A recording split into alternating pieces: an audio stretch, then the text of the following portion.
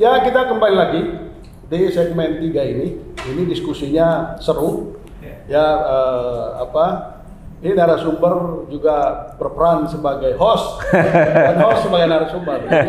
Ini diskusi, ini menariknya diskusi titik temu. Nah, di segmen ini kita sebelum kita lebih lanjut, saya ingin menyampaikan bahwa acara diskusi titik temu ini juga disiarkan oleh sejumlah radio di daerah, di antaranya Pas FM Cilegon, ada RM Radio di Manggarai, ada Rais Radio di Belitung, ada Radio Subayu di Tegal, ada Radio Idola Tulang Bawang Lampung, ada ASN Radio Bandar Lampung, ada Galasika Radio di Luwu Sulawesi, ada Hot Radio di Serang, ada Pesona FM Wonosobo, ada Radio Start Mandalika Natal Sumatera Utara, ada Radio Ganjar, ada Radio Gema Sonata Cirebon, ada Radio Harbos di Pati. Ya, kita lanjut ke diskusi kita. Kita bahas soal dominasi. Nah, saya ke Mas Andika dulu. Mas Andika, kalau kita bicara soal dominasi, tentu kita mulai dengan proses yang ada di PSI, lalu kemudian dalam konteks politik kita secara keseluruhan. Mas Andika melihat dominasi itu ada di mana dalam percaturan politik kita hari ini dan juga proses di PSI. Kalau kita lihat epicentrum politik Indonesia pasca reformasi, Bang Sebastian, itu tidak tunggal seperti zaman Pak Harto. Di zaman Pak Harto itu kita bisa tunjuk epicentrum politik ada di mana? Di Cendana. Tapi kalau hari ini epicentrum politik itu bisa di Gondang Dia, bisa di Teku Umar, bisa di Istana, bisa di Kertanegara. Nah, jadi saya melihat konfigurasi para kingmaker atau epicentrum itu sekarang tersebar. Itu pertama. Yang kedua, kalau ngelihat fenomena PSI ini, titik gempanya di mana sih sebenarnya? Nah, ini yang menarik ya, bahwa saya melihat meskipun Kaesang yang menjadi ketua umum, tapi sebenarnya partainya Pak Jokowi. Nah, jadi remote controlnya itu ada di Pak Jokowi. Nah, ini bacaan saya, Bang Sebastian ya, bahwa dari awal pun partai PSI sudah di billboard mengatakan tegak lurus Jokowi, tegak lurus Jokowi. Artinya apa? Sekarang Kaesang sebagai ketum itu ya sesungguhnya semakin menegaskan bahwa Pak Jokowi adalah pemilik partai ini. Oh gitu. Tapi pertanyaannya, sebagai seorang presiden, kenapa dia ngambil partai kecil seperti PSI? Kenapa bukan ambil partai yang besar? Karena ambil partai besar gagal mungkin. Kemarin. Mungkin ada beberapa upaya yang kemudian tidak berhasil gitu ya dari beberapa orang yang ingin menghibur Pak Jokowi gitu. Dan memang saya lihat juga PSI ini meskipun partai baru, bukan partai kecil, Bang Sebastian, partai besar juga dibandingkan dengan PBB kan itu udah lama, tapi juga size-nya segitu-segitu juga gitu. Iya, tapi kan belum lolos threshold. Nah, PSI ini adalah partai yang ikonik sebenarnya. Untuk kelas presiden Pak Jokowi, menurut saya sih ngambil alih PSI itu tidak punya arti apa-apa. Iya, secara politik powernya mungkin tidak punya arti apa-apa, tetapi ketika presiden ada di situ, menjadi punya power yang sangat luar biasa bagi PSI-nya. Gitu ya? Dan bagi Pak Jokowi, ya. Tentu ini menjadi satu milestone politik. Ya, dan kita bisa membaca dari sini bahwa ternyata Pak Jokowi setelah lengser nanti jadi presiden bukan ingin menjadi rakyat biasa, tapi ingin menjadi politisi. Ya, Bung Rey, saya ke Bung Rey. Ya. Bung Rey setuju bahwa ini PSI ini identik dengan Jokowi? Enggak juga sih menurut saya. Enggak juga? Iya. Kenapa? Ya itu kan PSI yang narik-narik Pak Jokowinya kan. Oh gitu. Nah, belum cukup Kaesang ini menjadi ketua untuk sekarang memperkuat itu. Tetapi kan secara formal Pak Jokowi ada di PDI Perjuangan. Anaknya satu ada di PDI Perjuangan dan menantunya juga ada di Perjuangan. Kalau disebut keluarga Jokowi itu ya keluarga PDI Perjuangan. Karena mayoritas dari keluarga itu ada di PDI Perjuangan gitu. Nah, oleh karena itu kita nggak bisa sebut bahwa PSI itu partainya Pak Jokowi hanya karena anaknya menjadi ketua kan. Long dua anaknya ada di satu anak dan menantunya ada di PDI dan dirinya sendiri juga di PDI. Tapi pengaruh Pak Jokowi di PSI itu kuat.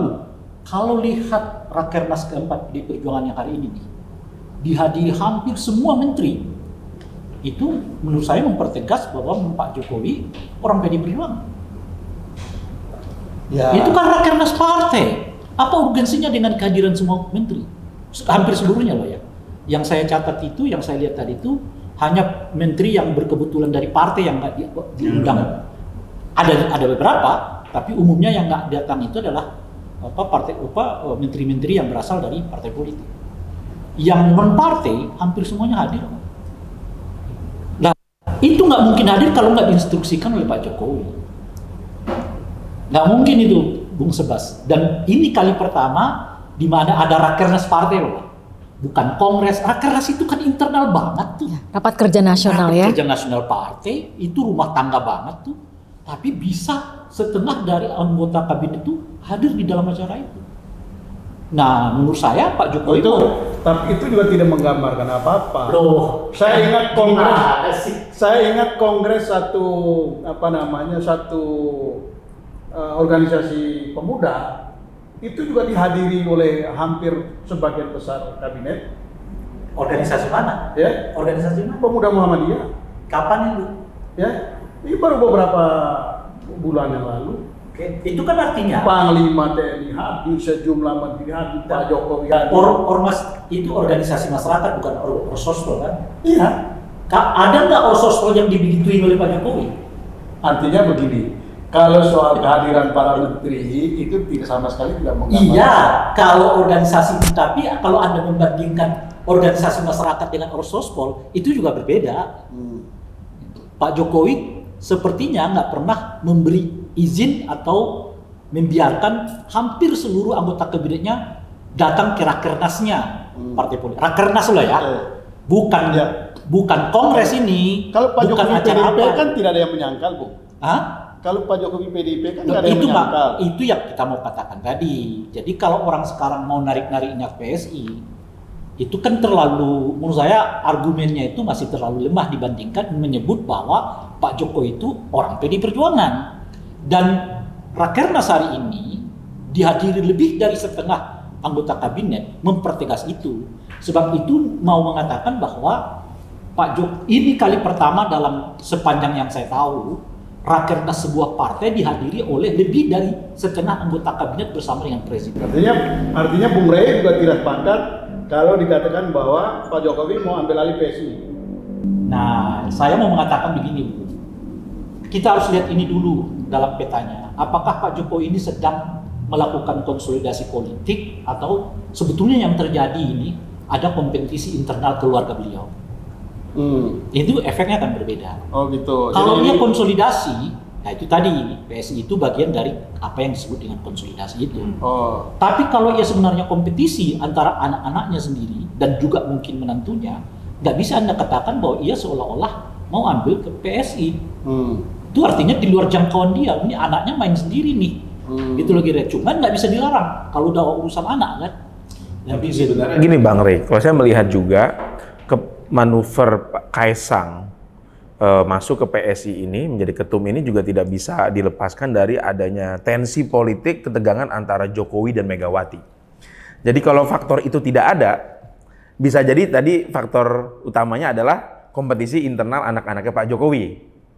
Dan apa sesederhana itu? Nah, tapi kan ini ada suasana lain antara Bu Mega dan Pak Jokowi serta Pak Ganjar ya, yang Pak Jokowi nggak berkenan dengan kontrak politik antara Megawati dan Ganjar.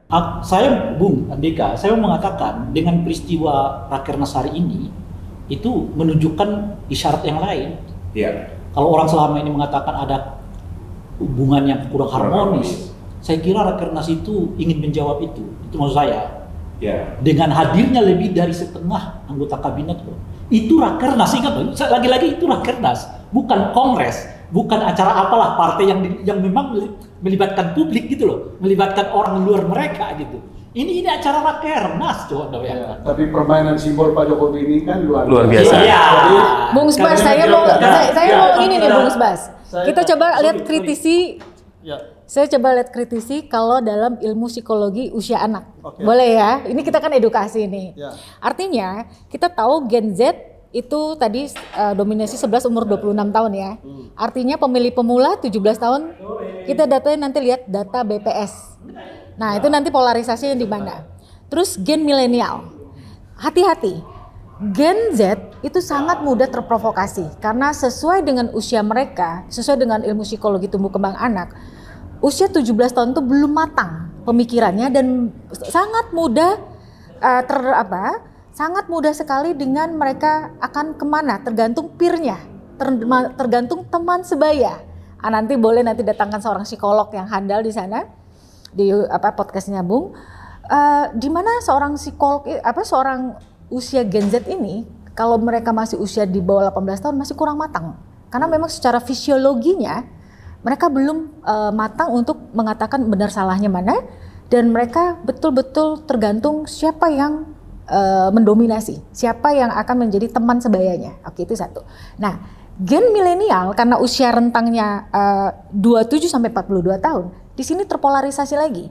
Di mana yang idealis nanti akan memilih partai yang mana, tapi yang boleh dikatakan saya tinggalkan dulu sementara. Ini bahasanya saya tinggalkan dulu sementara idealis saya, tapi saya akan berjuang untuk banyak hal, terutama untuk masa depan kami nanti di 2035-2045, karena generasi unggul nanti di sana ya 2045 generasi emas, itu kami akan berkompetisi di 2024 ini. Nah, seperti itu. Atau misalnya kalau mereka tidak masuk ke gerbong 2029. Nah, kalau ngomong soal dominasi, Kak Erina ngomong soal dominasi, kalau konteksnya PSI siapa yang mendominasi?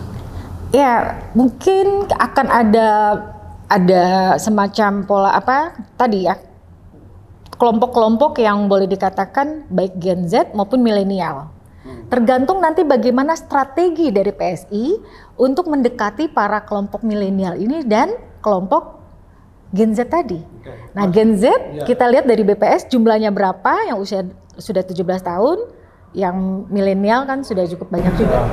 Terkait dengan proses tadi, proses regenerasi atau pergantian ketua di PSI. Ini siapa yang mendominasi situ? Balik lagi tergantung kematangan dari personil masing-masing, tergantung yang mempengaruhi mereka, tergantung dari mereka berlatar belakang apa. Karena sosial di Indonesia ini kan luar biasa ya, latar belakang sosial masyarakat kita. Saat ini boleh dikatakan kalau di PSI kalau kita lihat mereka kan berlatar belakang dari yang variatif. Dari minta kelompok yang dalam tanda kutip mereka ekonomi yang biasa-biasa saja, dari kelompok sosial ekonomi yang mungkin kita juga bisa lihat, atau mungkin kalau dilihat kacamata pendidikan, berlatar belakang pendidikan mana itu semua ada di PSI. Tapi kita jangan tinggalkan juga partai-partai yang besar yang saat ini existing segala macam, mereka juga didominasi dengan anak muda. Kalau misalnya saya hanya menyebutkan ya, misalnya saja Golkar itu ada AMPI loh. Iya kan? Atau mungkin dari PDI ya, Mas Andika, atau dari Nasdem itu banyak sekali anak-anak milenial maupun Gen Z yang memang tadi saya katakan didominasi saat banyak sekali variabel indikator yang mungkin inilah tantangan politik Indonesia, tantangan peluang dan mungkin kalau boleh dikatakan satu transformasi nanti seperti apa ya, saat ini masih kita masyarakat awam terutama tadi menyitir dari kalimatnya Mas Andika, ada kegalauan katanya di masyarakat kita sendiri nantinya. Ya, ke Mas Andika. Ya. Ini kembali lagi tadi soal dominasi. Dominasi yang dimaksud itu bukan soal berapa banyak kelompok usia muda yang ada di suatu partai, tapi dominasi dalam arti siapa yang mengendalikan. Jadi siapa yang mengendalikan partai ini sehingga ini boleh dibilang partai ini kok mudah diatur gitu. Saya masih melihat Pak Jokowi yang berada. Bilang, belum tentu Pak Jokowi. Lalu siapa dong? Ya, situasi hari ini, dinamika saat ini ketika Kaisang menjadi ketum parpol PSI, kalau saya menduganya dan dugaan saya cukup kuat, ini berangkat dari kebutuhan politik Pak Jokowi hari ini. Oh, bukan kebutuhan politik PSI? Bukan, ya tentu ada kebutuhan politik PSI.